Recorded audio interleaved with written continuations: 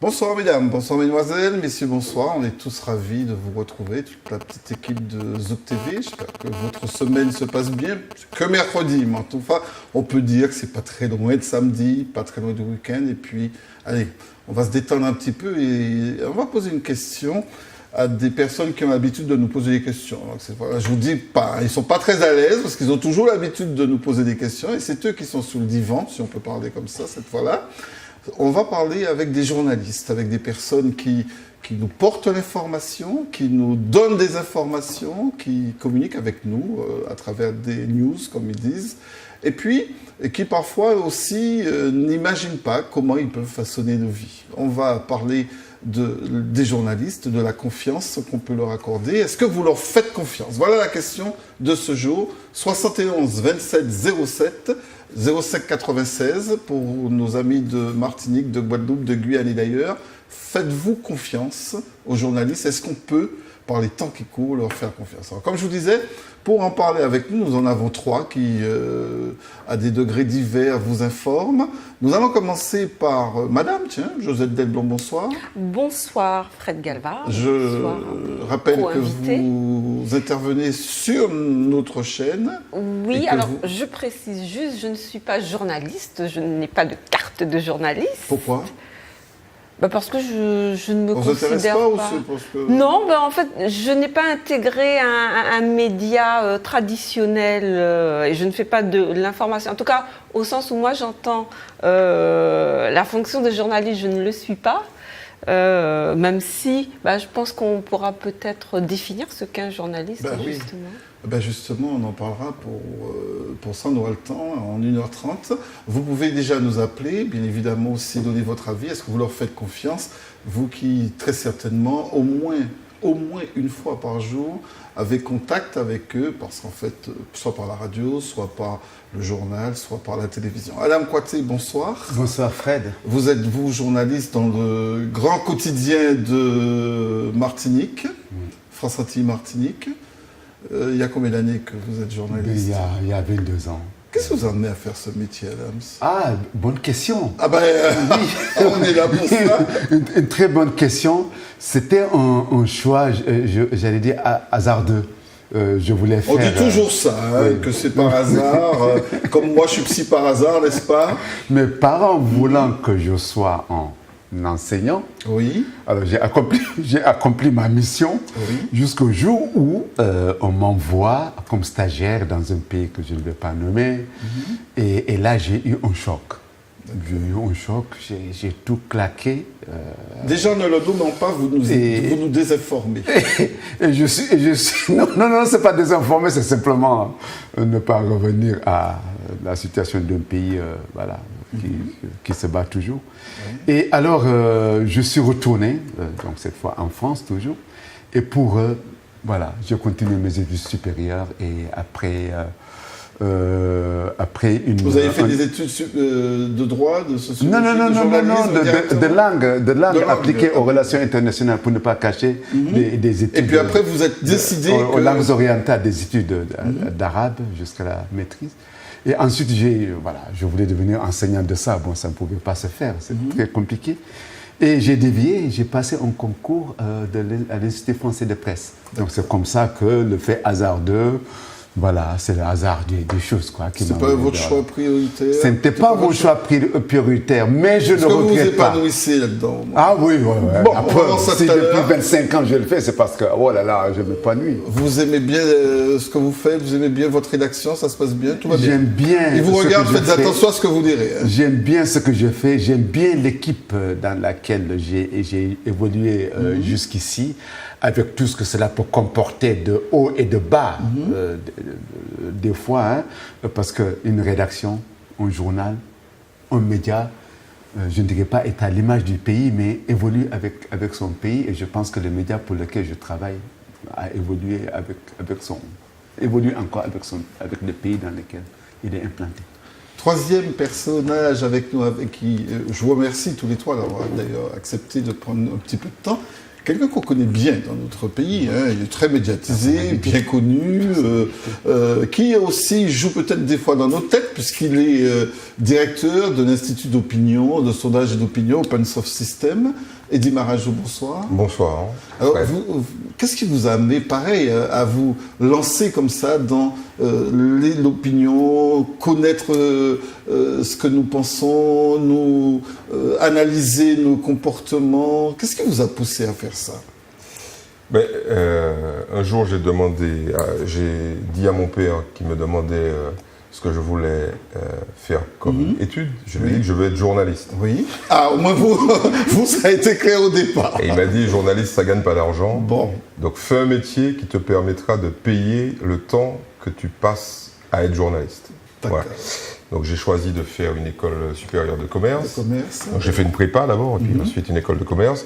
Et comme ça, donc, je suis chef d'entreprise et ça me permet de consacrer une bonne partie de mon temps aux médias, oui. Puisqu'en même temps, je suis... Et pourquoi ce choix, justement? C'est lié au fait que vous souhaitiez, quand vous étiez jeune, être journaliste. Oui. Qu'est-ce qui vous attirait dans ce métier dont votre père soulignait l'ingratitude, en tout cas pécuniaire? Tout à fait. L'idée, c'était de dire aux autres les choses qu'ils ne savent pas. Voilà, c'est ça. C'est quelque part faire le trait d'union entre la vérité et l'ignorance. Parce que le pire ennemi de la vérité, c'est quand même l'ignorance. Oui. Vous pouvez clamer haut et fort que c'est vrai, si personne ne le sait, ou si personne ne vous écoute, ça va rester faux, ou ça ne va pas exister. Donc c'était ça l'idée. Bon, c'était complètement naïf au départ, c'était les grandes causes, Don Quichotte, etc. Et puis bon, la réalité s'est imposée à cette espèce de rêve. C'est-à-dire comment aujourd'hui, j'ai l'impression que vos ambitions, il a fallu que vous les revoyiez à la baisse. Pas du tout. Ces illusions se sont envolées. Je pense que ça va peut-être constituer le cœur de notre émission. On a tendance, quand on est un peu progressiste, on va dire ça comme ça, et qu'on n'est pas forcément capitaliste dans l'âme, que le journaliste, c'est un truc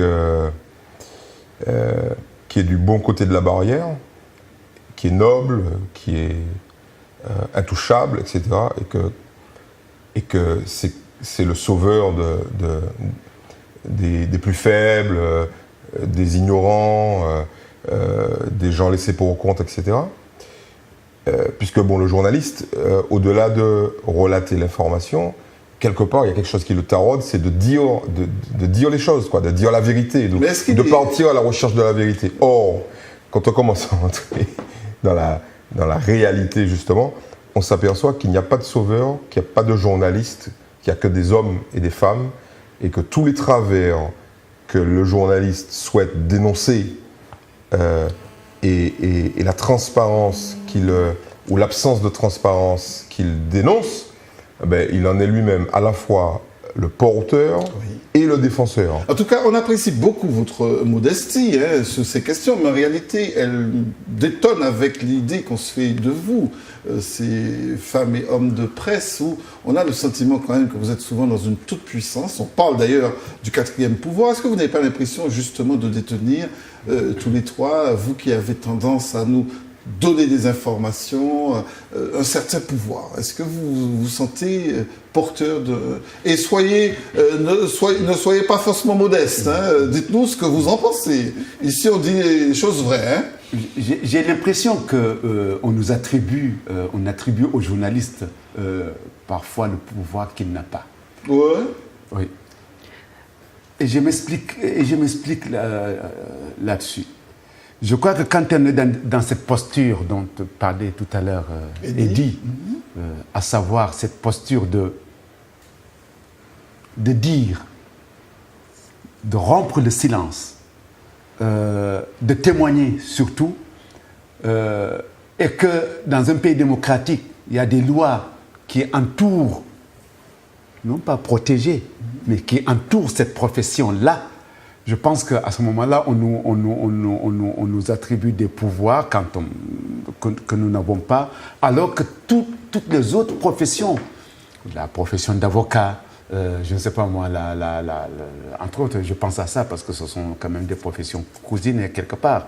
Les législateurs, nous sommes en France, a bien encadré ce. Et nous avons aussi d'autres cadres qui concernent la déontologie. Oui, mais nous avons une déontologie. Nous avons d'autres cadres. Bon, nous n'avons pas d'ordre. Il n'y a pas l'ordre des journalistes. C'est tant mieux, d'ailleurs. Tout cela pour donner cette liberté-là, la liberté d'exercice. Et la liberté, surtout, je le dis, parce que ce qui est souvent en cause dans notre métier, c'est les sources. Et je crois que là, on gêne tout le monde. L'accès aux sources. Mais c'est un privilège que vous avez. Ce n'est pas un privilège, c'est le cœur même. Et je suis sûr, quand il dit vous avez une information que vous détenez et que d'autres ne détiennent pas, vous êtes dans une position assez particulière. Non. Il va répondre. Ce n'est peut-être pas à ce niveau-là. Vous répondrez pour lui que pour vous, Adam. Laissons déjà Eddy nous répondre. Parce qu'il vous arrive des fois, sur le local, d'avoir des informations que nous n'avons pas. La vérité, c'est que la seule chose qui peut être vendue à tout le monde en même temps, le seul bien qui peut être vendu à tout le monde en même temps sur l'ensemble de la planète, c'est l'info. Oui. C'est le seul. La bouteille d'eau que vous avez, votre montre, n'existe qu'en un seul exemplaire que vous pouvez revendre à une seule personne. Tandis que l'info, il n'y a pas de frontière et une info peut être revendue ou communiquer à tout le monde. C'est ce qui fait sa singularité et sa toute puissance. Parce que, en clair, je vais vous raconter, dans le film JFK d'Oliver Stone sur l'assassinat de Kennedy, il y a un magistrat de la Nouvelle-Orléans qui dit derrière tout ça, il y a un complot et un procureur. Et il se met à faire une enquête. Et il y a un espion de la CIA qui l'appelle en lui disant « Venez, je vais vous donner une information ». Donc il vient à Washington, regardez ce film, c'est fabuleux. Ils sont assis sur un banc dans un parc et il lui dit la chose suivante. Tant que vous aurez une information que vous allez garder pour vous-même, vous êtes en danger. À partir du moment où vous aurez rendu public cette information, vous n'aurez plus aucune valeur pour ceux qui ne veulent pas que vous la communiquiez. Donc, effectivement, et vous avez raison, les journalistes ont un vrai pouvoir. Oui. Il y a 3 professions qui ont un vrai pouvoir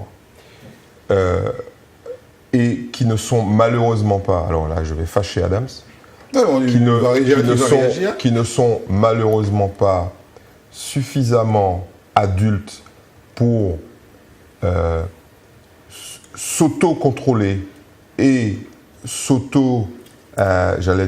punir quand on dépasse la mesure, c'est les magistrats, la justice. C'est difficile de dire à un magistrat, mais désolé, vous avez fait des erreurs qui ont conduit à une injustice. Le type, il a passé 25 ans en tôle, etc. Et comment on peut vous punir d'avoir fait les politiques.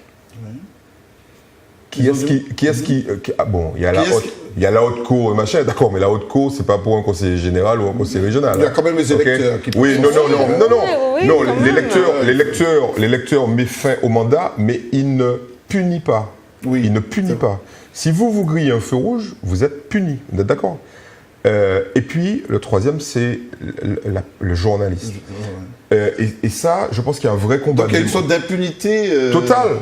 C'est-à-dire que... On est dans le cadre... Attendez, j'ai dit s'auto. Je ne souhaite pas...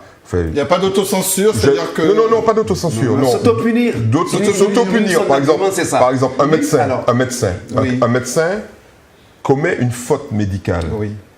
Sa première punition, c'est que ses confrères se réunissent et disent « Cher ami, il y a des règles, tu les as franchies, tu es puni. » Alors, cela dit, c'est en mode, pour qu'on y arrive. Non, mais ça existe. Non, mais ça existe. Mais bon, on sait que c'est compliqué. Adams a dit, Dieu merci, il n'y a pas d'ordre des journalistes. Voilà. Alors justement, Dieu merci, il n'y a pas d'ordre des journalistes. Ça vous aurait gêné s'il y avait justement, comme dit Eddy, une organisation qui au moins contrôle votre déontologie dans un métier où l'opinion et l'information cohabitent, quelle est l'instance qui sera là au-dessus pour dire, ben tiens, l'opinion de Madame Delblond, je la juge, une sorte de... Je veux dire, ce serait même caricatural.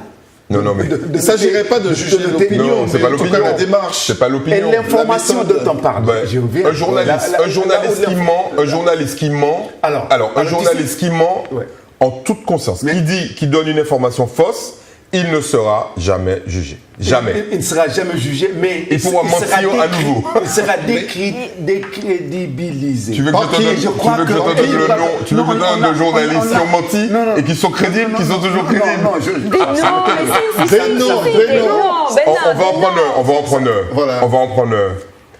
PPDA. Oui. Patrick Poivre d'Arvor a menti très clairement. Il l'a reconnu sur une interview bidon qu'il a fait de Fidel Castro. Eh ben, malgré ça, il a continué pendant une décennie à présenter le journal de TF1. Personne ne lui a dit, personne ne lui a dit, vous avez une charte, nous avons une charte. Vous avez, comme je ne suis pas journaliste, mais je suis dans la presse, moi c'est un peu ça la charnière. Moi je dis la chose suivante, et c'est pour répondre à ta question, est-ce que il y a des moments où vous n'avez pas ce sentiment de toute puissance? Absolument. C'est vrai. Oui. C'est vrai parce que quand vous avez une info qui est avérée et vous savez que si vous la rendez publique, il y a des gens qui vont perdre leur job, il y a des gens qui vont perdre leur fortune, il y a des gens qui vont perdre leur crédibilité, il y a des gens qui vont perdre le sommeil, leur famille et parfois leur vie, eh ben ça, quand vous avez ça dans la main, c'est comme si vous aviez une arme. C'est pareil. C'est exactement pareil. C'est très clair. Est-ce que ça ne vous est pas déjà arrivé d'avoir une information qui pourrait, comme dit Eddy, mettre en péril la vie, peut-être pas la vie, mais l'odeur, l'intégrité? On s'est tous trouvés un jour face à une situation humaine, difficile, ici comme ailleurs. Et dans ce cas-là, effectivement, nous avons notre conscience.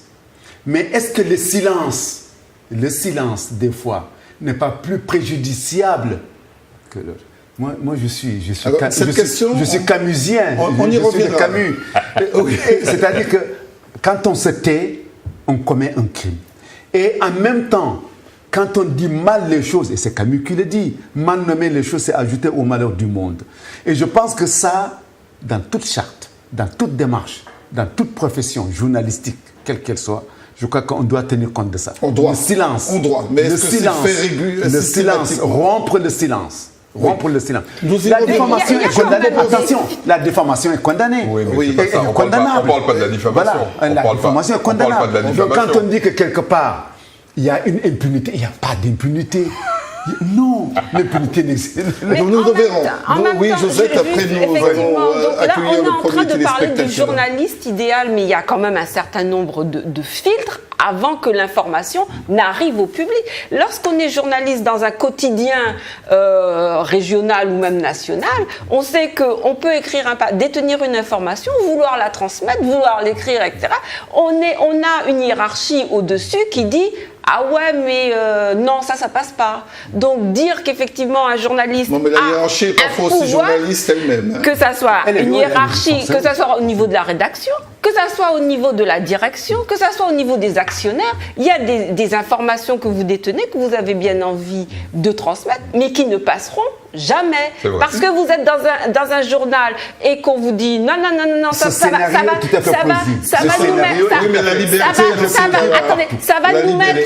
nous mettre à mal avec les annonceurs. Ah non, ça va nous mettre à mal avec telle collectivité publique. On va pas avoir de tel marché, ou etc., etc.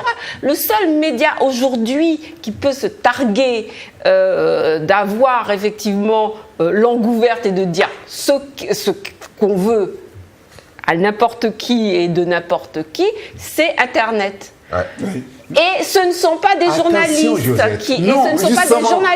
Vous avez des blogueurs. Le danger est là. Josette et Adams, on va y revenir parce qu'il faut quand même aussi discuter avec nos téléspectateurs. Il y en a un ou une qui nous attendent depuis très longtemps. Bonsoir. Oui, bonsoir, on vous écoute. Oui, voilà, vous êtes là sur le plateau, on vous écoute. Bonsoir. Oui, bonsoir. Votre prénom? Jean-Michel. Jean-Michel. Bonsoir, madame, monsieur. Bonsoir. Bonsoir. Alors, je voudrais m'empresser de réparer une petite erreur, mais comment dirais-je, en vous disant que le devoir d'un journaliste, c'est pour donner une bonne information, en tout cas une information qui ne soit pas erronée. Et vous avez annoncé sur le plateau qu'il y avait 3 journalistes. Fort heureusement que madame s'est empressée de rectifier, et puis juste à l'instant, Eddy a rectifié qu'il était intervenant. Alors, justement, pour qu'il n'y ait pas d'amalgame, quelqu'un qui intervient sur un plateau de télé n'est pas forcément un journaliste. Il n'est pas journaliste qui veut parce que c'est un vrai métier.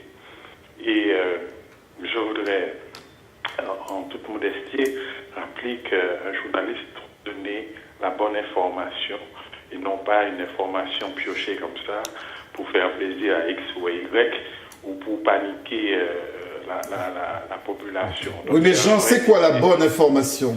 La bonne information, elle se trouve directement à la source et non pas, je donne une information, j'envoie un SMS et puis ça fait le buzz. Parce qu'il y a un autre inconvénient aujourd'hui, on veut faire le buzz, c'est-à-dire on veut créer la première information qui va, comment dirais-je, envahir la région, qui va faire la une, etc. Donc des fois on confond avec une bonne information, une vraie information, et sinon avec le buzz. Évidemment, l'arrivée d'Internet modifie un petit peu la donne, puisque, comme disait madame, tout le monde est journaliste. On donne des informations comme ça, et ça crée des paniques. Le métier de journaliste, exercer, c'est un métier qui demande beaucoup. Il faut aller à la source, il faut réfléchir, on ne peut pas lancer une information comme ça. Et bon, voilà, c'est ce que je voulais dire. Ce n'est pas en intervenant, parce que Eddy l'a rectifié dans son propos, ce n'est pas en intervenant sur un plateau de télé qu'on est forcément un journaliste. Voilà, fait. C'est très important. Mais attendez, Alain, est-ce que vous leur faites confiance, Jean, aux journalistes, puisque vous définissez un cadre précis? J'ai été un ancien journaliste. Forcément, je vous dirais oui.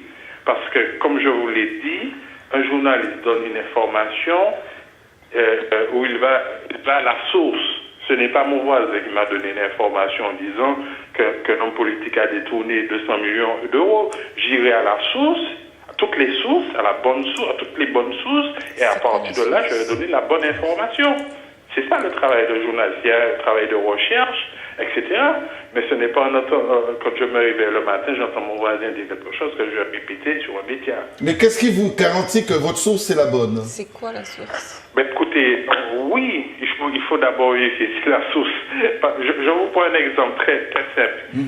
Il y a un accident, un grave accident, j'irai voir les policiers, les sapeurs-pompiers, j'irai voir le SAMU, etc. Donc ce sont des sources sûres. Mais si quelqu'un m'appelle pour me dire qu'il y a un accident, il y a 10 morts sur l'autoroute, mais qu'il est à Grande-Rivière, ce n'est pas une source sûre. Très bien. Autrement dit, pour vous, il y aurait encore des journalistes qui ne respecteraient pas forcément le cadre déontologique de la profession, qui ne rechercheraient pas forcément les sources. Vous faites confiance à ceux qui respectent les règles déontologiques de la profession. Même je fais confiance à certains confrères qui travaillent dans les médias traditionnels. Et je connais leur travail. Je sais que ce sont des hommes et des femmes qui donnent des informations qui sont pratiquement sûres à 99%, si c'est ce que vous voulez entendre. Mais par exemple, je ne vais pas me fier à une information qui émane d'Internet ou d'un réseau, des réseaux sociaux. Parce que l'information peut être erronée. Jean, je vous pose une dernière question. Vous pouvez ne pas me répondre. Vous me dites que vous êtes un ancien journaliste. Vous avez quitté la profession?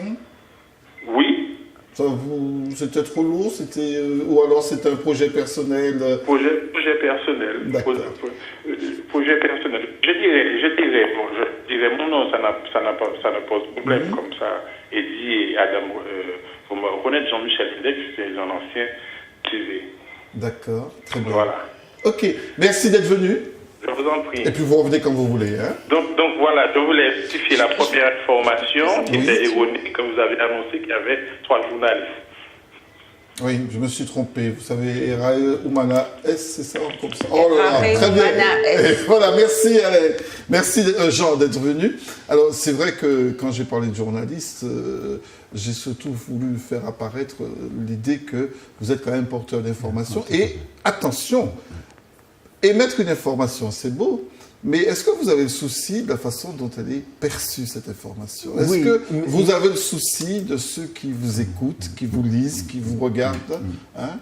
C'est un minimum. Eddy, par exemple, je vous ai vu dimanche. Est-ce que vous vous souciez derrière de ceux, peut-être pas de moi, je pense, qui vous regardent? Oui, c'est important. Alors, peut-être pour répondre à Jean, c'est vrai que le mot journaliste est galvaudé. Oui. Le sens de journaliste. Bon, moi, par exemple, je suis directeur de publication d'un certain nombre de magazines. Absolument. Donc, je ne suis pas journaliste. Mais bon, j'écris et puis je produis un certain nombre d'émissions d'information. Bon, l'idée, c'est quoi? Enfin, tout simplement parce que peut-être que les médias ici n'ont pas de moyens financiers pour avoir beaucoup de journalistes ou Ça coûte cher ou une rédaction. Oui, C'est parce que votre père disait. Hein, à l'époque. Non, ça coûte. La rédaction coûte cher, mais Voilà, les les journalistes en Martinique, évidemment, ne sont pas payés à leur juste valeur. Tout le monde le sait. Les salaires des journalistes, les salaires des pigistes. En clair, si vous voulez faire fortune, il ne faut pas être journaliste, c'est clair. Bon. Et pas En pleine semaine de la presse. Non, pas comme Martinique. Pas comme Martinique. Ouais, il faut élargir. En pleine semaine de la presse, à l'école, c'est bien entendre. Non, mais il faut leur dire. Il faut leur dire. Et ça se dit. D'accord. Et il faut le savoir. Bon. Mais effectivement, quand vous êtes un diffuseur d'informations, Oui. vous avez une responsabilité majeure. La première, c'est celle de ne pas vous tromper. Donc de vérifier vos sources. Voilà. Donc, quand je dis ne pas se tromper, c'est 2 volets. D'abord, dire des choses qui sont vraies. Diffuser, et le mot dire est important. Vraiment, le dire. Et choisir les mots. Donc, nous savons pertinemment que ce que nous allons dire aura un impact. D'accord. Okay? Quel que soit le sujet, vous imaginez bien que le dimanche soir, quand vous annoncez dans le journal des sports que l'équipe X a battu l'équipe Y 4-0, donc information objective, mais que vous rajoutez que finalement c'est une sacrée raclée, ce sont des mots, c'est une information qui est en réalité un commentaire, et c'est là que le danger subsiste entre l'information objective, le fait raconté, et l'ensemble des commentaires qu'on y ajoute. Tout ça devient par essence une information, et nous sommes parfaitement conscients de ce que nous provoquons. Alors si des journalistes vous disent « mais non, mais vous savez, je suis très étonné que ça ait pu... On entend ça très souvent d'ailleurs. Je suis très étonné que ça ait pu provoquer une réaction. Bon, mais quand on choisit des mots et quand on se sent responsable de ce qu'on va dire, on fait attention. Et alors, des journalistes qui vont prétendre qu'ils ne tiennent pas compte du tout de l'impact que peuvent avoir l'information qu'ils diffusent et la manière dont ils diffusent l'information, ils mentent. Alors comment vous contrôlez ça? Parce que comment vous faites en sorte pour intégrer dans vos préoccupations professionnelles l'impact justement de se dire ces mots que vous allez utiliser? Est-ce qu'il y a un système d'autocontrôle? Je reviens un tout petit peu à D'autocensure, même, j'avais envie de dire. J'allais revenir tout à l'heure sur ce que Jean-Michel disait, le téléspectateur de tout à l'heure. Il a parlé de bonne information. Oui. Donc la source a été...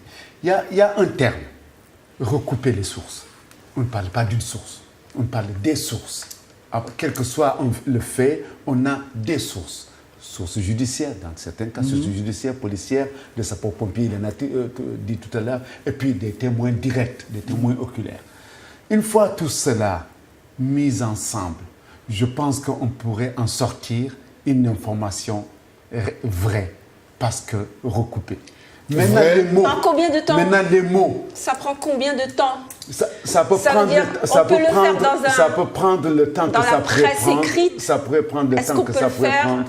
en radio ou en télévision? On peut le faire et on a obligation de le faire en radio, en télévision, en presse écrite et également si on est professionnel de l'information sur Internet.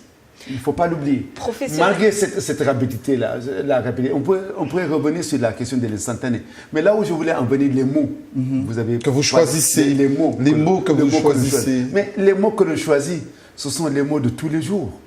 Alors, chacun sa sensibilité. Dire avec beaucoup d'émotion, dire avec beaucoup de tendresse, dire avec beaucoup de colère, de rage, d'indignation, tout peut y passer. Et un papier diplomatique, comme un papier de faits divers, comme un papier de je ne sais pas moi, économique, qui est censé être souvent des papiers très sèches, des papiers économiques. C'est des fois très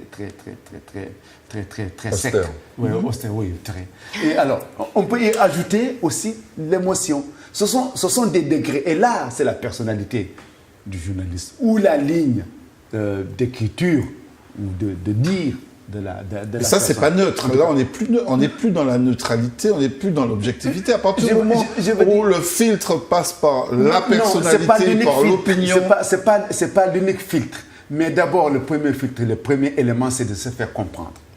Oui. On vous lit, on vous comprend de A à Z. On comprend ce qui en est. On vous écoute dire, on comprend ce qui a été dit. Et voilà, on filme. Des fois, l'image, des fois, c'est un terme galvaudé, mais quand on dit à la télévision, quand le journaliste de télé dit, l'image parle d'elle-même. Bon. L'image parle d'elle-même. Bon, ça peut frapper, ça peut être dur. Ça se disait. Aujourd'hui, ça se dit de moins en moins parce qu'on a un journal de fois en image. Donc là, l'image parle d'elle-même. Donc les mots sont les mots de tous les jours, sont les mots de nos mamans, les mots de nos enfants, le mot de nous-mêmes, c'est-à-dire ce qui est accessible au plus grand nombre. Et donc, le filtre. Oui, Alors, en vous écoutant, Adams, on a l'impression que vous êtes totalement robotisé, complètement exonéré d'émotions, de sentiments. Les mots qu'on utilise, ce sont ceux qu'on comprend. Il n'y a pas ceux que je choisis, moi, en tant qu'Adams Kouaté, journaliste. Ben si. Quelle est votre volonté là-dedans? À la place du mot indignation, je mets colère. Je suis en colère. Je suis indigné. Je veux dire, ça, c'est une palette. Oui. Une palette de ce que je ressens. Et que peut-être j'essaie de transmettre également. Et Transmettre. Transmettre. Votre colère. Peut-être, parce que la situation exige la colère. Je veux dire, attends, quelqu'un qui massacre. Bon, je ne veux pas. Oui, allez-y, dites ce que quelqu'un qui massacre. Quelqu'un qui massacre, ou alors l'actualité là d'un enseignant dans l'Isère en France, je veux dire, un pédophile sur lequel on n'a pas mis les mains depuis longtemps et qui sévit, je veux dire, impunément. Là, c'est le cas de le dire. Je veux dire, moi, face à un papier comme ça, qu'est-ce que je dois dire? Je dois être complètement dans mon coin, insensible, je veux dire, à ce que subit un enfant? Non. Je pense que ma colère s'en ressentira. Voilà. Très bien. Autrement dit, on est libre de commentaires.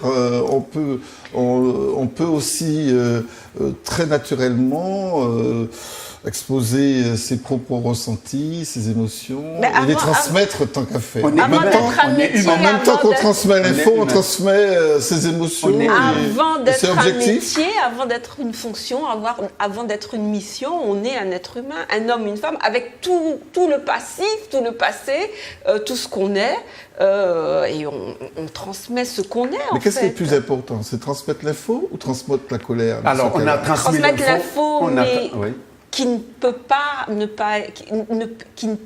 être dénué de toute la charge émotionnelle qu'on transporte. Est-ce qu'il vous est déjà arrivé, Eddy, d'avoir quand vous transmettez une information de sondage, par exemple, un sondage, est-ce que vous avez eu le souci aussi de transmettre par vos commentaires une certaine posture? Non, pas vraiment. Je suis plutôt spécialisé dans la politique et l'économie. Ah ben c'est déjà un ce bon qui morceau. ça laisse peu de place à la colère ou à l'émotion. Mais au positionnement, parfois, non? Non, pas vraiment. Non. Quand vous commentez un sondage, vous dites des chiffres d'abord, et puis vous dites des explications, et ensuite vous finissez par des prédictions. Des prédictions qui sont aussi des orientations que vous faites. Non, pas forcément. Je veux dire, les gens voient surtout les sondages politiques. Mais bon, les sondages politiques, quand on fait du sondage, c'est 5%. Hein. Le reste, c'est quelle est la marque d'eau la plus connue. Voilà. Donc, quand moi je vois une courbe de notoriété, c'est-à-dire de connaissance, qui fait ça, je dis au type qui produit l'eau, soit tu communiques tout de suite, soit ton eau, tu vas finir par arrêter de la produire. Donc c'est ça aussi la prédiction. Le mot n'est pas bon. Non. Mais le mot n'est pas bon, mais c'est pour que les gens puissent comprendre que ce mot vaut pour tous les secteurs. Voilà. Donc comme ils comprennent prédiction, ils comprendront conseil sur l'avenir d'une marque ou sur l'avenir d'une personnalité. Mais se décentrer d'une information qu'on transmet, c'est quand même compliqué. Mais j'ai l'impression que les gens, en fait... Alors, revenons au cœur du sujet, la starification, hein, c'est un peu ça. Absolument. Les journalistes stars, quoi. Oui. C'est-à-dire les journalistes aussi puissants que des hommes politiques ou des journalistes qui font peur aux hommes politiques ou qui font peur au business, etc. Bon, il y a une émission qui fait très peur au business, c'est Cash Investigation. Oui, sur France 2. Que vous connaissez. Bien sûr. Où on voit la journaliste. Alors, elle me fait rigoler, doucement rigoler, parce qu'elle se transforme en procureur. Est-ce qu'elle est vraiment objective? Non. Alors, voilà pourquoi je cite cette émission, parce que vous dites, est-ce qu'on arrive à transmettre? Oui. Alors, je crois qu'il faut vraiment que les gens comprennent qu'à partir du moment où ils voient de l'émotion chez un journaliste, c'est que ce journaliste, surtout en télévision, parce que voir de l'émotion dans un texte, ça peut, à la limite, être sincère. Donc la colère d'Adams peut être... bien sûr, complètement factice. Pas ce soir, oui, ou pas dans les jours précédents, mais la mise en scène fait partie du personnage de journaliste. Le journaliste est aussi, de temps en temps, un acteur. Pourquoi? Parce qu'il veut... au-delà de transmettre une information. En fait, l'idée c'est ça, c'est que quand vous dites il y a eu un cambriolage hier soir à Dillon, au bout d'un moment, si vous passez votre temps à dire ça et à écrire ça, plus personne ne s'intéresse à vous. Or, le narcissisme est la quintessence même du journaliste. Si personne ne lit vos papiers, si personne ne commente votre papier, si personne ne regarde votre reportage... Donc il faut induire des choses pour mais oui. Autrement dit, il faut mettre un peu de piment pour que la sauce prenne. Mais c'est d'abord un métier individuel. Donc il n'y a pas que la source. Oh, regardez, vous êtes ouvrier, vous construisez une voiture. Il n'y a pas de narcissisme possible, puisque la bagnole, elle a été construite, l'intervention est multiple. C'est-à-dire que quand vous écrivez, et c'est ça qui fait le danger, là, je parle de quelques individus sur des centaines de milliers ou de millions dans le monde. Quelques centaines d'individus qui ne peuvent vivre qu'à travers ce narcissisme absolu. Et le vrai danger du journalisme starifié, c'est l'ignorance de leur cours. Il n'y a plus de cours. Il n'y a plus de personnes autour d'eux, plus personne ne parle d'eux. Et c'est là qu'on trouve une espèce de vide total du dire. Et ça fait partie du métier. malheureusement, ça fait partie du métier parce que vous êtes sous les feux de la rampe.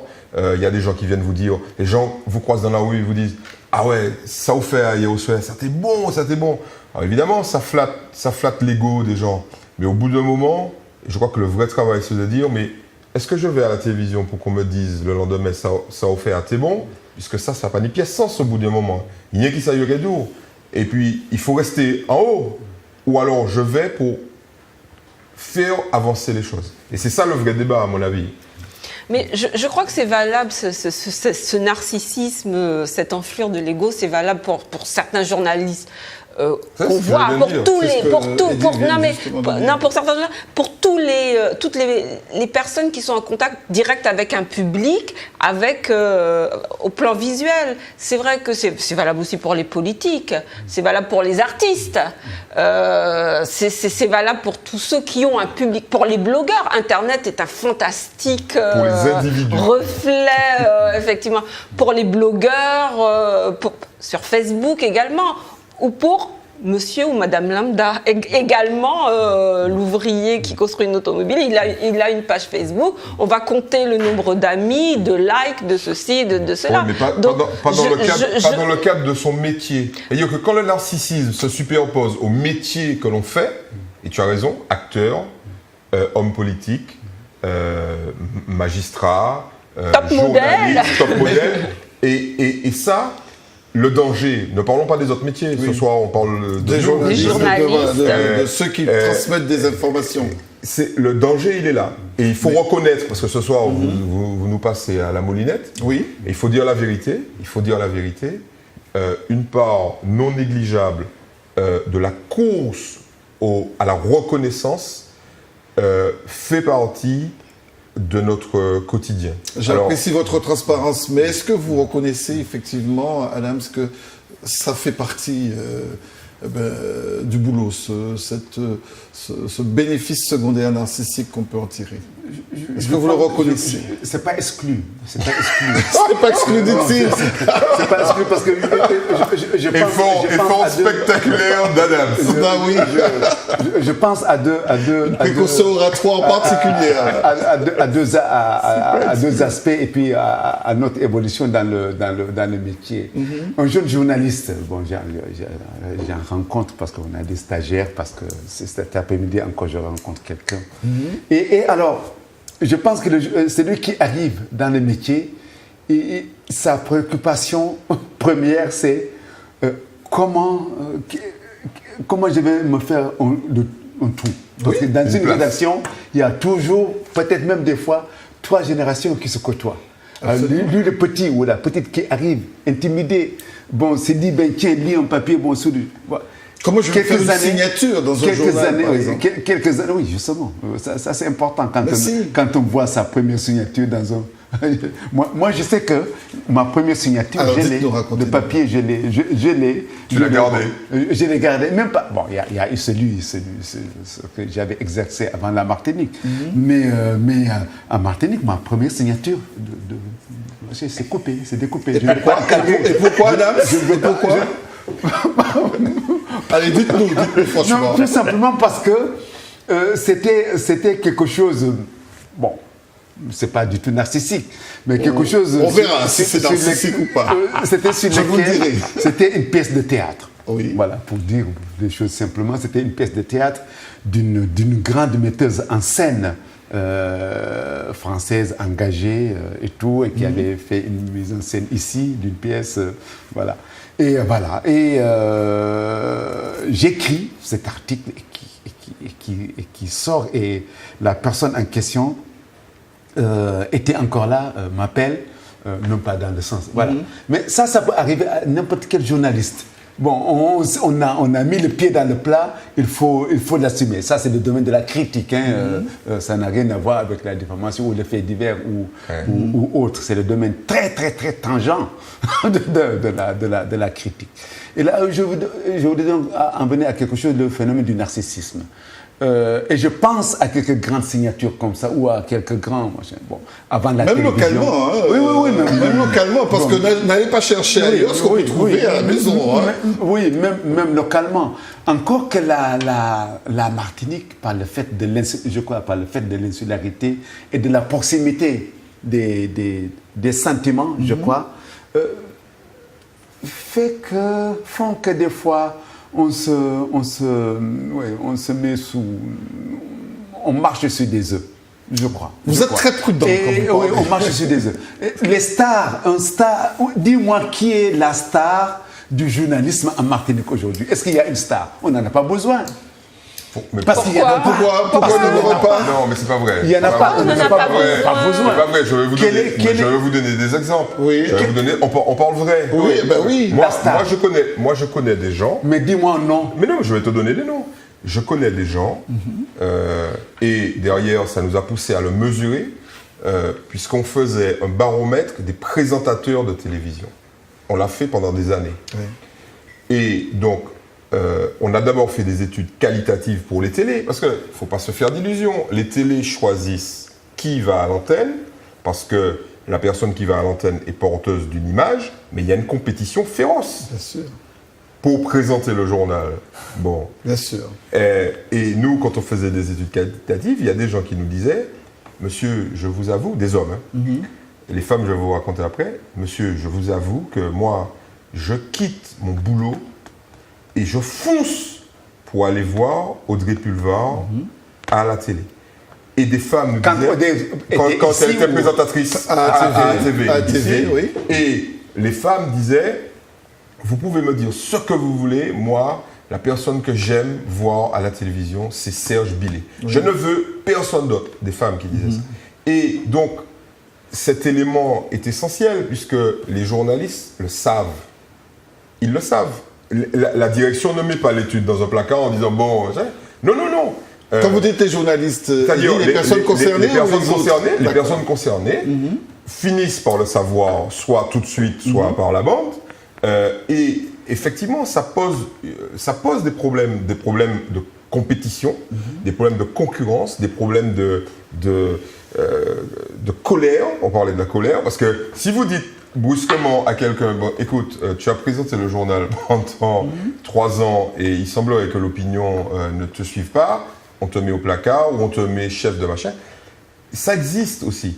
Mais tout ça pour vous dire la chose suivante, il est important. Parce que les gens vont nous dire, si on ne dit pas ça, les gens vont dire, moi, vous nous mentez. Oui, etc. vous avez la Donc, langue de bois, on peut pas vous faire confiance. Voilà. Et cette notion de confiance, elle est là. C'est-à-dire que moi, je pense que cette confiance, elle se mérite. Et je voudrais insister là-dessus pour très clairement dire qu'une société telle que la nôtre, qui est une société basée sur le principe de démocratie et de respect des libertés, s'il n'y a pas de journaliste, il n'y a ni démocratie, ni respect de la liberté. C'est important de le rappeler. Dans toutes les sociétés. C'est très important. ensemble. Mais non, une société, dit de le rappeler, ça, une je société qui n'a pas pour principe la démocratie ou qui a pour principe de bafouer de manière systématique les libertés, un journaliste, globalement, il ne sert pas à grand-chose dans ça. Et c'est très important de le rappeler parce qu'il pourrait y avoir des tentations de tuer du journalisme. Je pense que ça, les Ben, tentations, pas tuer, enfin, Enfin, tuer symboliquement, au sens symbolique, bien évidemment. Mais pourquoi symboliquement? Pourquoi On symbolique tue à les l'Icaire? journalistes. À l'Icaire, Absolument. Mais pas qu'à l'Icaire. Je pense. En janvier, il y a des journalistes caricaturistes qui étaient des journalistes. Tu parles d'ici. D'ici, Tu parles on parlait d'ici. d'ici. Non, mais ici ou ailleurs. Ouais.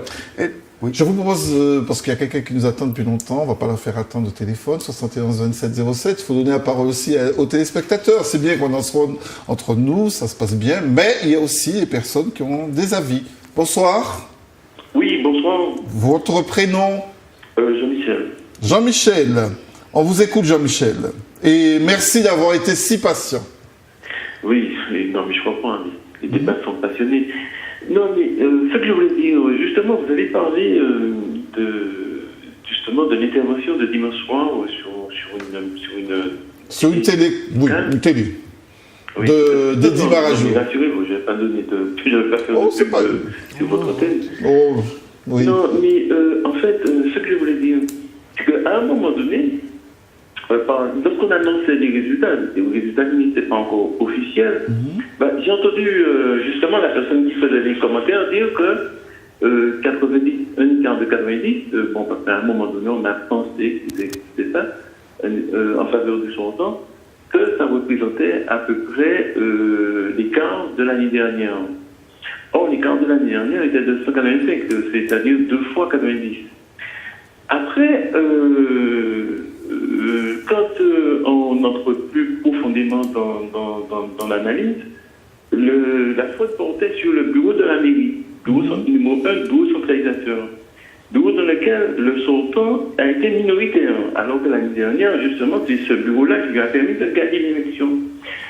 Alors, je ne dis pas qu'il aurait dû s'empresser de dire l'inverse, mais je veux dire que quand on est logique avec soi-même, quand on se peut dire que, tiens, il n'y avait pas faute, tiens, on devrait dire, dans d'autres cas, tiens, peut-être qu'il y avait quelque chose de pas normal. Mais il a été particulièrement prudent quand même, il ne s'est pas prononcé d'emblée, Eddie Marajo, sur ce plateau. Il était consultant, il a été relativement prudent. Vous avez trouvé qu'il s'est engagé ?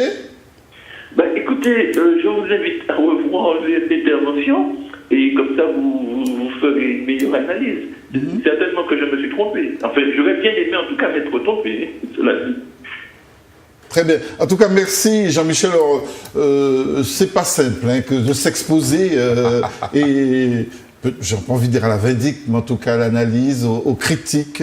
Est-ce que vous supportez dans cet élan narcissique qui porte vos missions, est-ce que vous supportez facilement la critique ? Oui, moi je pense que par définition, ça c'est sans doute question de personnalité aussi, même avec un peu d'ego. On va pas lâcher l'ego compte. Mais au-dessus de la moyenne. Oui. Mais vous supportez la critique comme absolument, ça ? Absolument, je pense que d'ailleurs. Et comment vous l'intégrez sans critique, écoutez, moi j'ai un principe, sans critique on n'avance pas, on n'évolue pas. Alors la critique, soit effectivement on est honnête avec soi et on dit ah ouais c'est vrai j'ai pas été bon, j'ai pas été bonne, je me suis plantée. Ça ne veut pas dire, ça ne vous remet pas en question totalement à 100%. Ça veut dire que sur ce coup-là, vous n'avez pas été bon.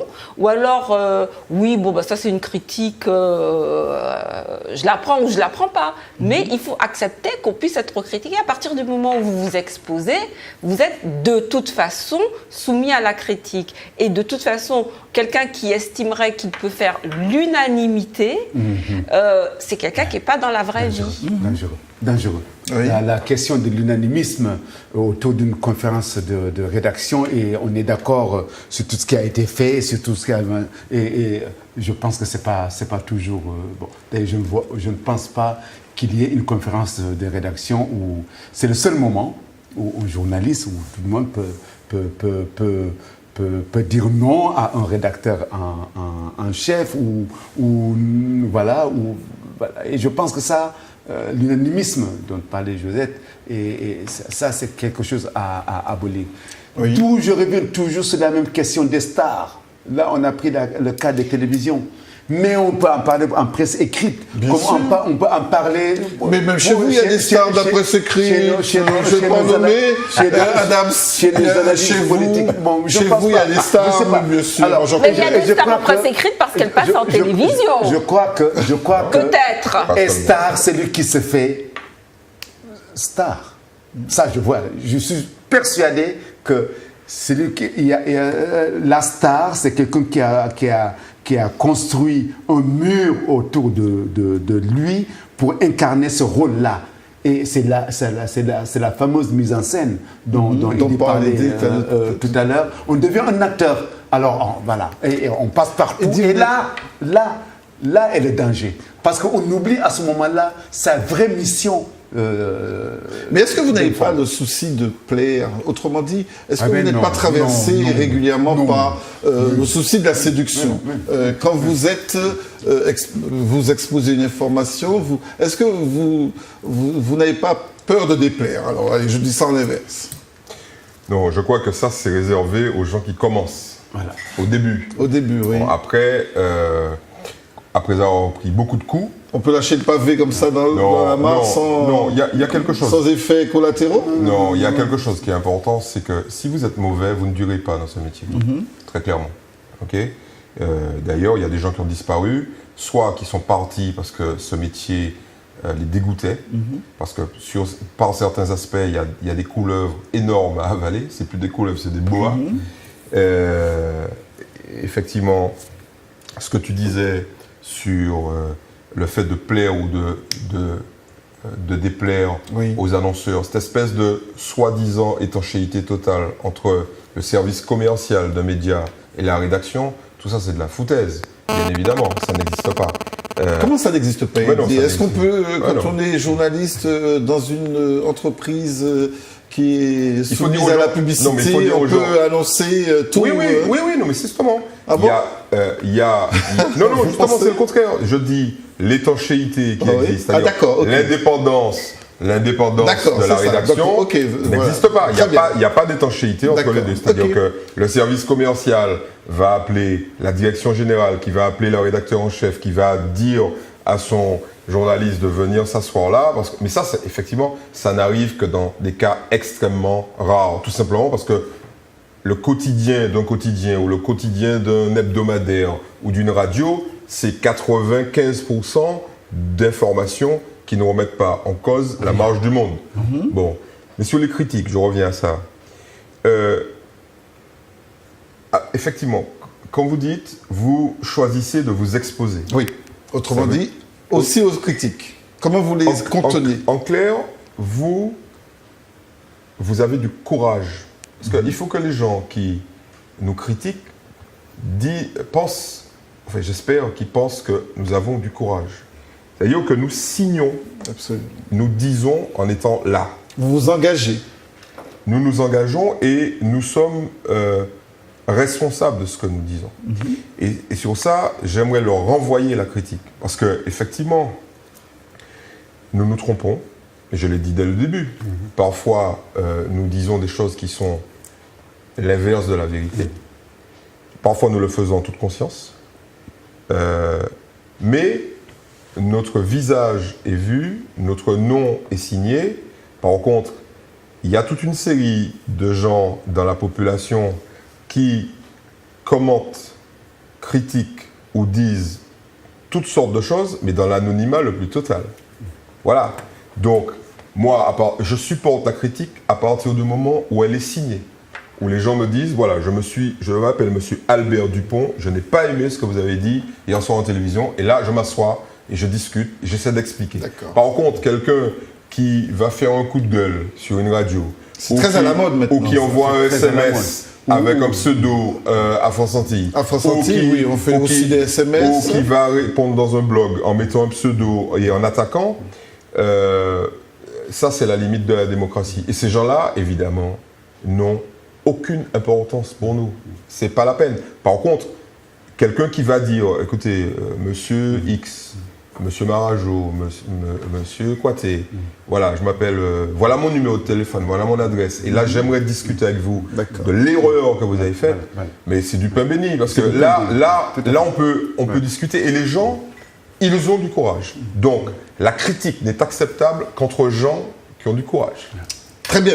Et on va parler de la semaine de la presse à l'école. Et il y a un journaliste bien connu, en tout cas en France, Edoui Plenel, qui est en Martinique. Il est invité par le Club Presse. Le Clémy, non, il est invité par le Clémy. Le Clémy, c'est l'organisme au rectorat qui s'occupe des questions des médias, la liaison entre les médias et le monde de l'éducation nationale.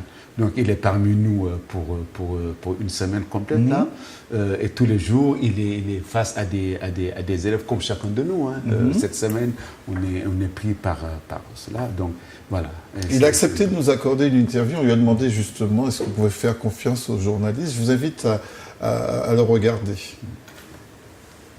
Il ne faut pas dire la presse. Il y a des presses, il y a des médias. Il y a des presses qui vous plairont, en lesquelles vous aurez confiance, et d'autres que vous critiquerez et que vous rejetterez. La presse, c'est le pluralisme. Donc moi, je peux vous dire ma définition du journalisme tel que je le défends. Mais je ne peux pas parler au nom de la presse et des médias. Donc moi, qu'est-ce que je défends? L'idée que le journalisme, c'est d'abord produire des informations, pas des opinions. L'opinion, ça appartient à tout le monde, ça appartient à tous les citoyens, c'est la liberté d'expression.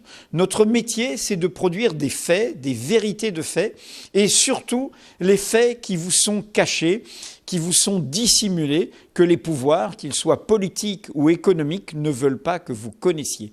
Pourquoi? Parce qu'il faut que vous ayez ces faits pour être des citoyens libres et autonomes, pour faire vos choix, pour savoir pour qui voter, pour pouvoir délibérer et discuter.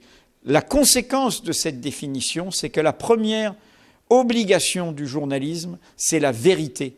La vérité, c'est-à-dire recouper, vérifier, sourcer, être précis, documenté. La deuxième conséquence, c'est que la discipline du journaliste, c'est ce travail de vérification. La troisième conséquence, c'est que la loyauté des journalistes est envers les citoyens, pas envers ceux qui les emploient, pas envers ceux qui sont les pouvoirs publics. Nous sommes au service du droit de savoir des citoyens. Voilà. Alors après, une fois que j'ai prononcé, résumé cet idéal, à vous de juger quels sont les médias, quel que soit leur support, papier, télévision, radio, qui sont au rendez-vous de cet idéal. Edwy Plenel, qui est aussi par ailleurs cofondateur de Mediapart, dont on connaît la grande liberté. Mais est-ce qu'il n'est pas en train de brosser là un tableau du journaliste idéal? Est-ce que c'est comme ça vraiment que ça fonctionne? C'est-à-dire totalement libre et je crois que c'est comme ça. Ça fonctionne comme ça Et je crois qu'il se situe un peu partout dans le monde. C'est le journaliste idéal tel qu'on l'imagine. C'est Marat, c'est... bon. Aujourd'hui, il a pris la liberté, parce qu'Edwy Plenel est un ancien journaliste du Monde qui a fondé... Alors tout à l'heure, Jean-Michel a parlé du peu de crédibilité qu'on peut accorder à ce qui se passe sur Internet. Quand on pense au journalisme sur Internet, évidemment, on ne parle pas des réseaux sociaux, mais effectivement, Mediapart, qu'il a cofondé, est un des, on appelle ça des pure players, c'est-à-dire c'est directement un média né et uniquement sur Internet, qui a quand même été à l'origine de la sortie de tout un tas d'affaires, enfin d'informations qui sont devenues par la suite des affaires, et qui ont été menées avec rigueur, avec toutes les qualités qu'il a énoncées. Mais il a pris la liberté de le faire. C'est un média qui est uniquement... Prendre la liberté, c'est pas donné à tout chacun. On peut pas... On a des contingences par des lecteurs, c'est-à-dire qu'il n'a pas... Par des abonnements. Par des abonnements. Il n'a pas le poids des annonceurs. Donc, les puissances, il s'est affranchi des puissances financières et politiques, ce qui lui permet effectivement d'avoir une véritable liberté et de mettre en pratique ce qu'il annonce. Oui, Eddy. Mais bon, il faut quand même rappeler, et tu viens de le faire, que Edwy Plenel a été journaliste du Monde et qu'il a été dans le même cirque médiatique, le même cirque narcissique que tous les journalistes qui ne correspondent pas à ce qu'il décrit. Edwy Plenel allait à l'Élysée avec Nicolas Sarkozy, ça c'était dans sa vie avant. Et il a été débarqué du Monde. Et donc, ça, c'est sa vie après. Mais ce qu'il décrit là, c'est 0,01% des journalistes. Hein. Ouais. Donc, ça, c'est les stars qui décident de dire la vérité sur Cahuzac ou qui décident de rendre public... Mais ce sont des gens qui sont hyper protégés, qui n'ont pas peur. Non, ce sont des gens qui s'amusent, globalement. Ils s'amusent. C'est pas ça un journaliste pour moi. Donc, je ne suis pas tout à fait d'accord avec ce qu'il dit. C'est pas ça un journaliste. Un journaliste, c'est pas quelqu'un qui doit dire les vérités que les toutes puissances nous cachent. C'est pas vrai. Un journaliste, c'est d'abord quelqu'un qui relate des informations, quel que soit le degré de dangerosité de cette information. C'est-à-dire qu'un journaliste, c'est pas quelqu'un qui doit cracher sur l'information de base et puis dire, moi, monsieur, je suis un journaliste d'investigation. Qu'est-ce que ça veut dire, un journaliste d'investigation en Martinique, par exemple? Donc ça, cette définition ne peut pas s'appliquer en Martinique. Revenons à la Martinique. Oui. Vous faites une enquête. Moi, je compare ça à une pêche. Vous lancez un filet et vous dites, là, il y a des trucs bizarres, il y a des magouilles, etc.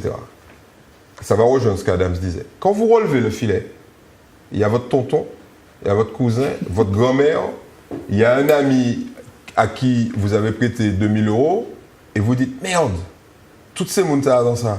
Parce que la proximité dont Adams parlait, liée à l'insularité, fait que chaque fois que vous drapez de votre costume de super-héros de l'investigation journalistique dans un tout petit pays comme ça, vous vous retrouvez avec vos potes, finalement. Oui, mais Eddy, ça veut dire qu'on est limité, on ne peut pas dire la vérité, on ne peut pas dire... Mais non, laissez-moi finir, laissez-moi aller Oui, jusqu'au bout. allez-y, je vous en prie. Les journalistes ont, comme tu viens de le dire, un idéal, c'est celui qui vient d'être décrit là, la star qui va dire la vérité. Mais les gens s'en foutent. Est-ce que vous pensez réellement qu'il n'y a pas des problèmes plus importants en France à dénoncer, ou en Martinique, que dénoncer Cahuzac? Vous avez vu, ils ont mis Cahuzac, toute la presse, y compris le plus petit truc de province, Cahuzac. Mais il a payé cash quand même. Non, attendez, laissez-moi finir. Cahuzac, très bien. Et puis après, il y a un mec qui a fait son boulot normalement, qui a dit, ben, il y a 60 députés qui ont des problèmes avec le fisc.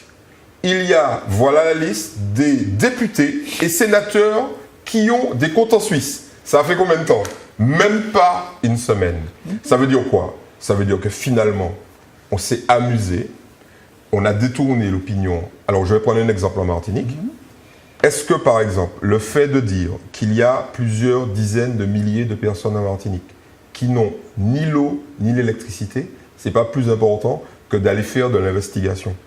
Le journaliste ne doit cracher sur aucune information et ne doit surtout pas se draper dans cette espèce de costume de super-héros qui va dénoncer ce que les gouvernants ne veulent pas qu'on sache.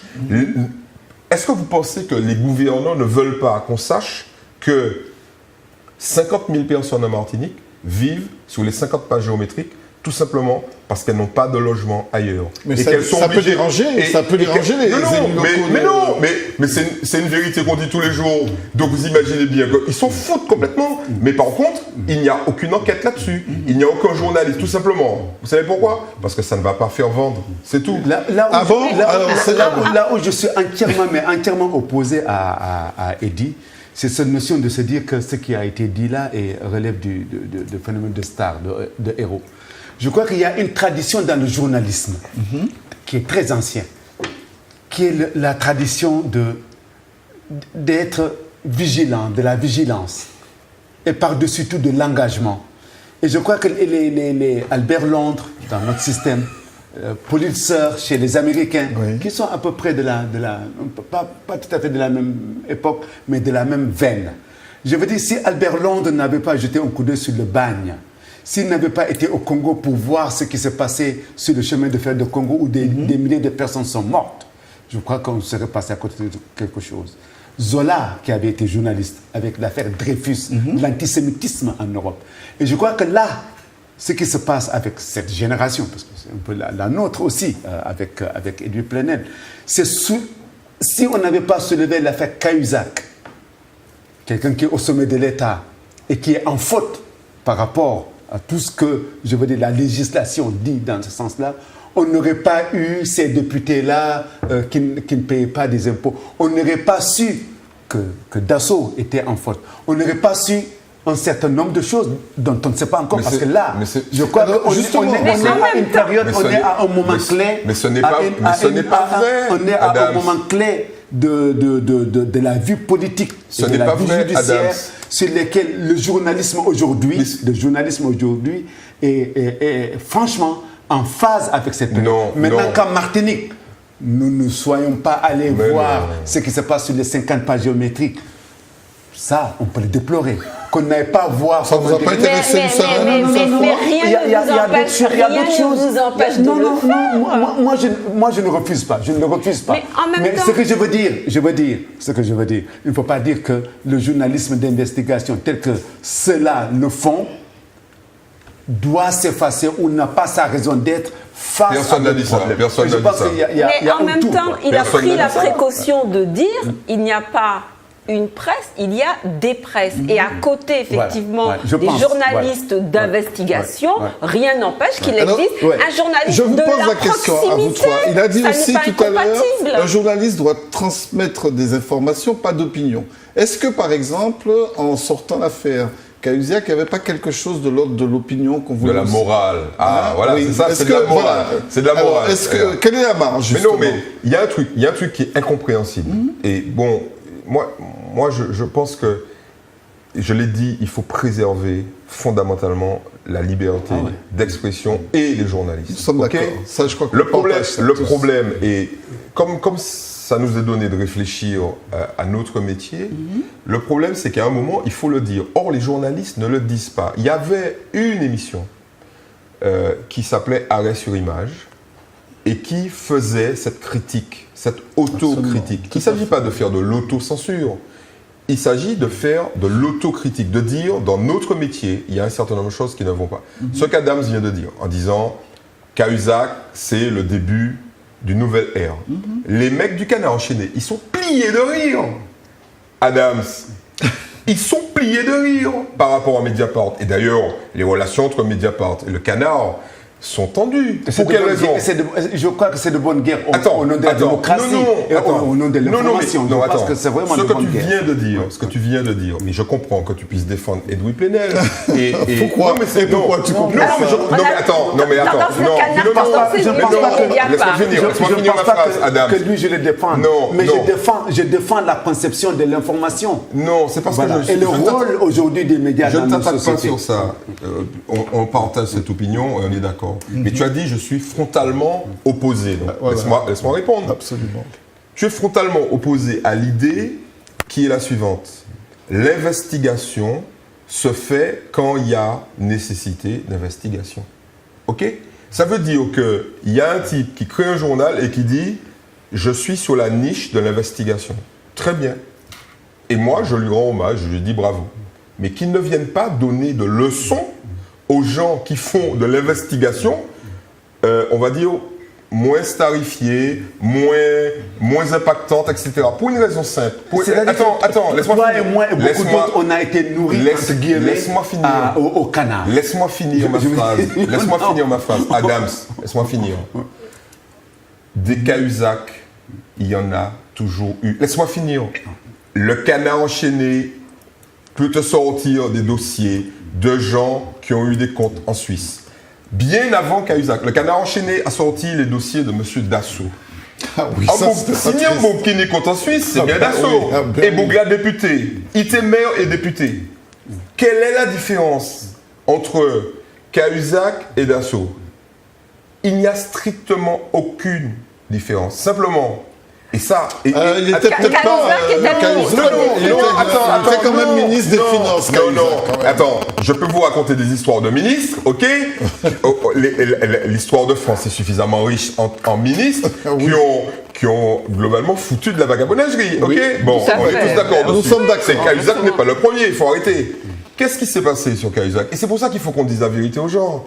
Edoui Plenel a souhaité donner une leçon sévère au gouvernement socialiste. Il a dit je vais me payer Cahuzac et il s'est payé Et on est Cahuzac. revenu au pouvoir des journalistes. Voilà, et Hein? c'est une vérité. Le journaliste aujourd'hui, il faut le reconnaître et nous devons le reconnaître. Quand je dis nous devons faire notre autocritique, a le moyen de détruire une vie, ok, sans mesurer les conséquences. Et ça, Mais attends, est-ce- laisse-moi finir ma phrase, c'est important. Oui, vas-y. Et ça doit être préservé. Tout Alors, il y a à des fait. gens qui ne vont pas être d'accord avec moi. Ça doit être préservé parce que un jour, Qu'est-ce qui doit être préservé? ça, cette liberté qu'il a Oui, oui. de détruire, parce que Ah bah c'est oui. là c'est Cahuzac, mais demain ça va être un dictateur, ça va être un pédophile, ça va être des gens qui vont enfreindre les mêmes règles, celles qui sont écrites dans la loi. Ok? Cahuzac a triché, donc il mérite ce qui lui est arrivé. Et sur ça, nous avons le droit. Par contre, c'est comment nous utilisons ce droit. Est-ce que nous devons, de manière systématique, parce que nous avons des comptes à régler avec des gens, parce que nous voulons briller. Est-ce que nous avons chaque fois le droit, pour des raisons qui sont parfois obscures, d'utiliser la bombe atomique? Alors, dans ces conditions, quelles sont les conditions pour vous faire confiance? Parce que si vous avez la possibilité je ne veux pas revenir sur mais est-ce qu'on peut répondre à cette question? mais quelles sont les conditions pour... Qu'est-ce que vous pourriez, à ces personnes qui nous regardent, qu'on fasse parce que c'est ça, à quelqu'un. Peut-on faire confiance aux journalistes? Eh bien, ne pas faire confiance au journalisme, au journalisme, à la presse. À la presse. C'est quand même manquer, je veux dire, de lucidité dans une société démocratique. On donne un blanc-seing comme ça Je ne sais pas un blanc-seing, mais je veux dire, le jour où on ne témoigne pas, parce que c'est ça, le jour où on ne témoigne pas, le jour où on ne dit pas ce qui existe, ce qui est fait, le fait. Et lui, il Plenel utilisait tout à l'heure les vérités des faits, c'est Hannah Arendt. Oui. C'est toujours, ce sont, je veux dire, des propos ou des pensées qui ont structuré les sociétés démocratiques aujourd'hui. Donc, là où je voulais en venir, le terme de confiance peut être un peu trop exigeant, mais je pense qu'on peut faire confiance aux journalistes. Est-ce que vous avez l'impression que les gens vous font confiance? Est-ce que vous avez l'impression que vous avez préservé depuis, on est en 2015, que vous avez préservé votre capital confiance? Je pense qu'il y a une pensée comme ça, bon, c'est personnel qui me regarde toujours, c'est gagner la confiance des autres pour mieux informer. C'est personnel. Il y a plusieurs études qui indiquent, je suis désolé de revenir aux études, et je vais vous répondre quand même. Il y a plusieurs études qui indiquent, notamment une qui date de la semaine dernière, sur l'ensemble du pays, en fait de la France, pas du pays, pas de notre pays, mais en France, qui indique qu'il y a trois secteurs, enfin il y a trois professions auxquelles les Français ne font pas du tout confiance. C'est les hommes politiques, les gens de la justice et les médias. Oui, les médias arrivent en dernier. Alors, c'est-à-dire en dernier, c'est-à-dire que c'est d'abord les hommes politiques à qui on ne fait pas confiance. Voilà, celui qui recueille la note la plus basse, c'est le journaliste. Mais oui, c'est ça la réalité. Donc, moi, par rapport à cette réalité-là, moi je dis que il est nécessaire que les gens qui nous regardent aient en permanence le doute, mais le doute raisonnable. Il faut que les gens fassent leur opinion, on est bien d'accord, sur la vérité de l'information qu'on leur donne, en multipliant, et il a raison, Plenel, en multipliant les sources, en multipliant les lectures et en s'intéressant à tout. Le type qui lit uniquement un journal et qui fait sa religion, il est mort. Oui, mais en Martinique, on est mal. Non, il y a un quotidien. Il y a un journal, il y a la radio, il y a la télé, etc. Donc, la multiplicité. Et il ne faut pas les mêmes choses? Non, mais non. Déjà, ils ne s'intéressent pas aux mêmes informations. Ils ne traitent pas les informations sous le même angle. Et c'est là. Et ce qu'on apprend aux journalistes, c'est ça. Donc, ce que nous apprenons, nous, à la façon dont nous avons de certifier et de vérifier l'information, le public doit faire l'inverse. Il doit dire, ok, monsieur dit-moi un bagaille, en nous à l'écouter, ça monsieur gardez-nous. Et c'est ça. Mais donc, la base, c'est pas la confiance. Il ne faut pas faire confiance à un média. Il faut douter de tous les médias, suffisamment et en conscience, raisonnable, pour se faire son opinion. Évidemment, ce que je dis là touche un certain nombre de choses. Mais si on vous dit que le club franciscain a battu telle équipe 2-0, c'est important pour des dizaines de milliers d'affiliés ou de licenciés de football. C'est important. Il est raisonnable de penser que c'est vrai. Ok ? Mais pour le reste... Encore que... Peut-être qu'ils se sont trompés. Mais en même temps, c'est vrai. Enfin, il m'a. Mais attendez, avant d'y aller quand même, parce que il faudrait quand même que nous allions dans la rue, parce qu'il faut quand même qu'on entende l'opinion. Évidemment, ce n'est pas valeur de sondage. Pardonnez-moi, monsieur le dirigeant d'Open Source System, mais nous sommes allés dans la rue. Mais on reviendra sur le plateau. Mais allons dans la rue. Garde ton idée. Et on ira dans la rue. Et on va leur demander justement aux gens, est-ce qu'on peut faire vraiment ma confiance aux journalistes. Est-ce qu'ils vous ont fait confiance?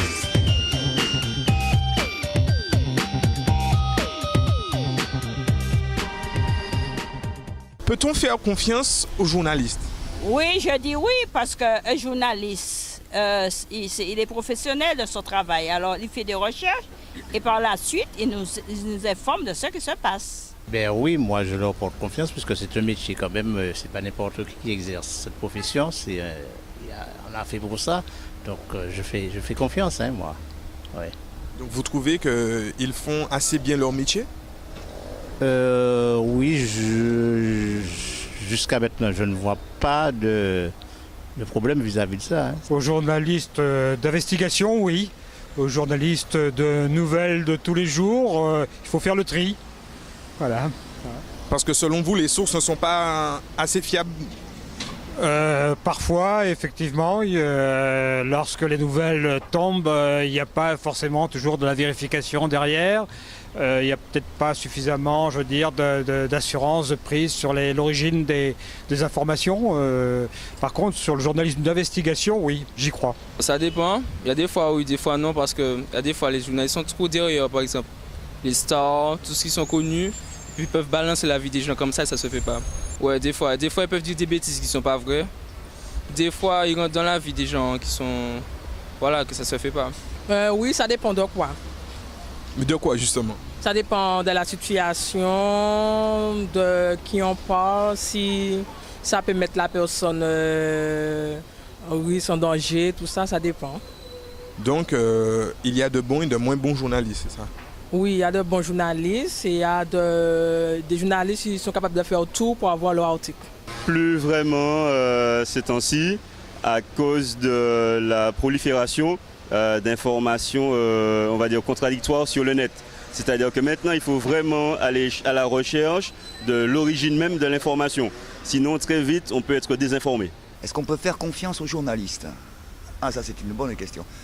Moi, je pense que, bon, ils disent leur vérité. Mais après, c'est à nous à interpréter ce qu'ils veulent nous expliquer, le fonctionnement de l'article qu'ils ont fait, quoi. Parce que sinon, ça sert à rien.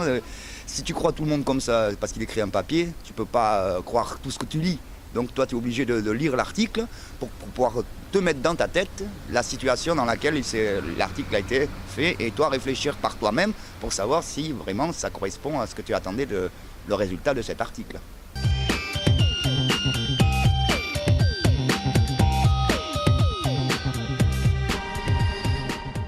Vos réactions, mesdames, madame, messieurs? Ils auraient pu être à notre place et on aurait dû les mettre là. Oui. Mais je crois oui, ils ne sont pas des pigeons, ils ne prennent pas tout comme ça. Oui, mais je pense qu'effectivement, il y a quand même un certain bon sens et je crois que je rejoins parfaitement Eddy dans son intervention de tout à l'heure. Je crois qu'un journaliste, c'est pas quelqu'un qui est tout puissant.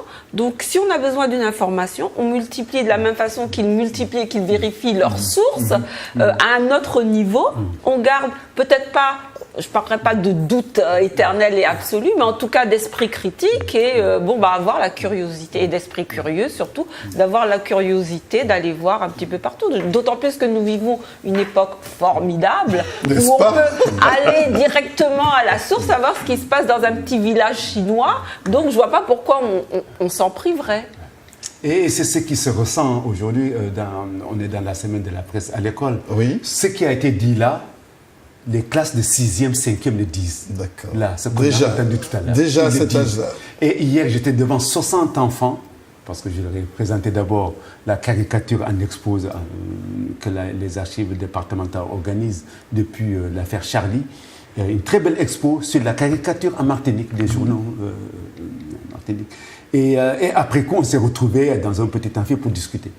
Et j'ai été surpris de voir la part des choses que les enfants font en regardant la télé avec leurs parents. Parce qu'on nous demande à quel moment tu as su ça. Ah ben c'est quand je regardais la télévision dans la famille. Hein. Bon, alors, et qu'est-ce qui revient? Et je crois l'enjeu, d'ailleurs, on va le dire tout à l'heure, le mot a été prononcé tout à l'heure par Joseph. Oui, mais il nous reste 2 minutes d'émission. Le sens critique. Oui. Comment aujourd'hui à l'école, et il le disait tout à l'heure, se faire une opinion, se faire une idée réellement de ce qui se passe. Je pense que l'école pourrait éventuellement énormément y aider. Mais on est loin de ça pour l'instant. Eddy ? Ce qui est intéressant, c'est ce que Josette vient d'évoquer, c'est cette relation inextricable entre le doute et l'esprit critique. Donc j'ai été faire une petite recherche là sur des sujets de bac, et c'est tout à fait ça. C'est l'esprit critique, exercer son esprit critique, est-ce douter? Ou bien le doute est-il la manifestation de la liberté d'esprit? Et c'est quelle année ça? Je sais pas, mais c'est plein de sujets qui reviennent d'ailleurs sous d'autres formes. Les états caractérisant, les états caractérisant l'esprit critique sont l'analyse, le doute, l'appréciation, le discernement, l'évaluation, le jugement et la réflexion. Donc, je pense que c'est important de dire ça aux gens, de dire vous êtes libre parce que vous avez la possibilité de choisir. Et c'est pour ça que je disais, la presse, ça doit être un élément fondateur de notre liberté. Ça, c'est pas la peine de remettre ça en cause. C'est comme le vote. Si aujourd'hui on dit bon, on vote plus, ou c'est comme si on interdisait la presse. C'est les fondamentaux de notre système de vie au quotidien. Imaginez, et moi je dis ça souvent à mes élèves, imaginez un jour où vous vous levez, vous essayez d'écouter RCI par exemple à 7h, il n'y a pas. Vous allez sur votre télé, il n'y a pas LCI ou iTélévision ou Zouk TV, il n'y a rien. Vous passez la journée, vous ne savez pas ce qui se passe. Ok ? Et évidemment, l'ensemble des gens qui sont autour de vous aussi. Et le soir, vous dites, bon, enfin, on va peut-être pouvoir savoir ce qui se passe. Et il n'y a pas de télévision, il n'y a pas de radio. Ce monde-là, c'est le monde de la dictature. Très bien. On va s'arrêter là, non, parce qu'il nous reste très peu de temps. Puisque vous souhaitiez nous informer sur... Oui, demain, nous avons un débat de Presse Club. C'est aussi le rôle des journalistes, d'avoir le recul par rapport à beaucoup de choses. Le dernier livre d'Edoui Plenel qui s'appelle « Pour les musulmans », face à la montée d'un courant que nous connaissons en France et en Europe en général, qui est l'islamophobie. Bon, il a écrit un livre qui a précédé l'affaire Charlie. D'accord. Donc nous faisons un débat demain à la Mutualité à 18h30. À la Mutualité à 18h30. Merci. 18h30. 18h30. Vous y serez. J'ai reçu une invitation. Très bien. En tout cas, merci Josette, merci Adam Squaté, merci Eddy Marajo et d'avoir eu ce courage de dire vrai ce que vous pensez, d'avoir accepté de vous exposer et en toute authenticité. Et vous en êtes franchement remerciés par nous tous. Merci de votre invitation. Merci. Ce sera donc la fin de cette émission. On se retrouve dans 15 jours. Là, on va essayer de parler un peu de paranormal. Ça fait longtemps que je vous parle de ça. On va aller dans les Quimbois cette fois-là. Ça va nous faire du bien. Allez, portez-vous bien surtout. Prenez soin de vous.